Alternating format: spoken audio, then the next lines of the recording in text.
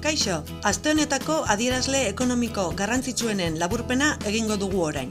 Industriako salmentak igotzen hasi dira, grafikoan ikusten dugun bezala. Kanpora begirako salmentak hazi egin dira, hau da, gorantz jarraitzen dute esportazioek. Gainera, Euskadi erkidegoen artean buruan dago 2020ko apirilarekin alderatuta.